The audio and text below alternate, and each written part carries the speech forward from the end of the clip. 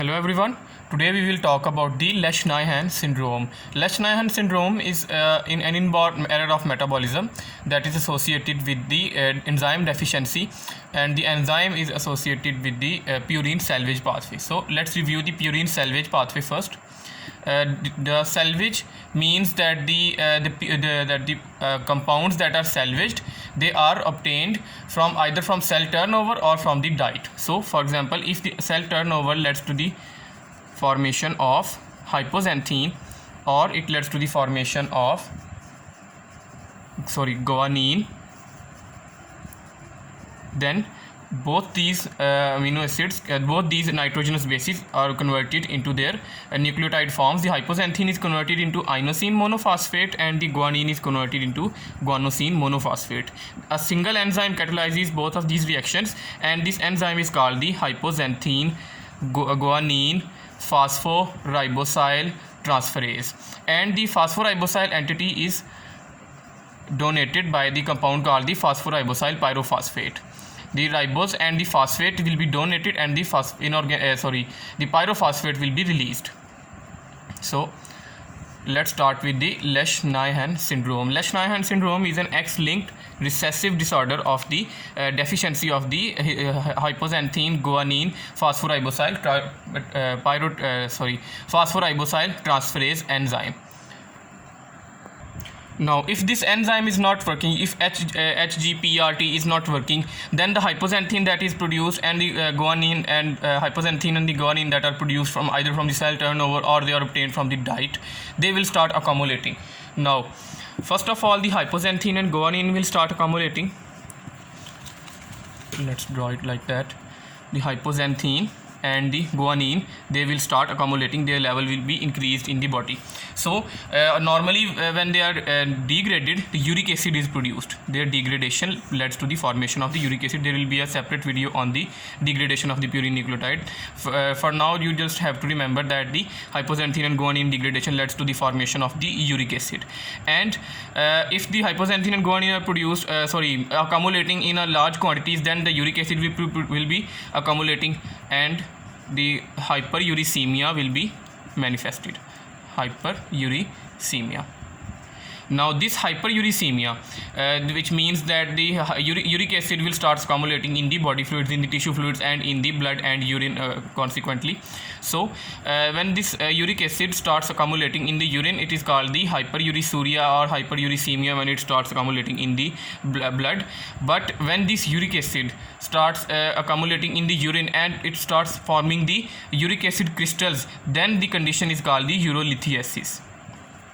Lith means the stone, that uric acid stones or crystals will be formed and the kidney stones will be encountered.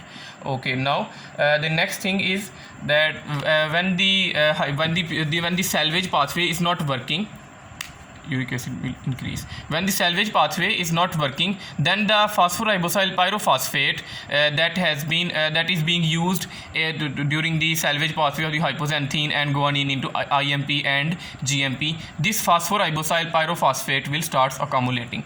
This phosphoribosyl pyrophosphate level will be increased, and because the salvage pathway does not lead to the formation of the IMP or into GMP, then the IMP level and the GMP level, it will drop.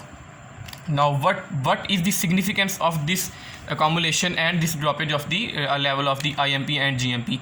During the formation of the purine nucleotides, there is a reaction in which the phosphoribosyl pyrophosphate is converted into phosphoribosyl amine, and the glutamine is the amino group donor.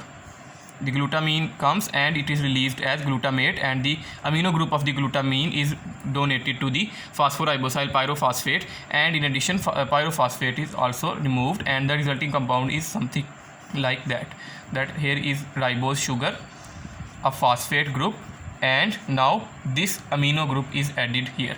Basically this amino group is later converted into hypoxanthine and the inosine monophosphate base is found, but that is another topic. Okay, now this the regulation of this step is very important. Basically the IMP and the GMP, both of these nucleotides will stop this pathway, or they will inhibit, and the process will called the end product inhibition, and the phosphoribosyl pyrophosphate. This phosphoribosyl pyrophosphate will stimulate. Now if this phosphoribosyl pyrophosphate is accumulating and the level of the IMP and GMP is down, so when the phosphoribosyl pyrophosphate is accumulating, it will lead to the increased formation of the purines. So the purines will be formed in excess, and when the IMP and GMP are not present in adequate quantities, the inhibition process is lost, and in this way the increased purine bases are formed. When this increased purine bases are formed, it will lead to the increased degradation. The increased degradation will lead to the formation of the increased uric acid. Now how will you differentiate between degradation, an abnormality of the purine pathway, purine nucleotides, and the Lesch-Nyhan syndrome? Basically in Lesch-Nyhan syndrome there is also the central nervous system manifestation, that there will be some defects of the central nervous system. There will be some cognitive deficit, coma, or any kind of central nervous system manifestation, because the purine nucleotides are not being formed and there is the defective metabolism in the CNS cells.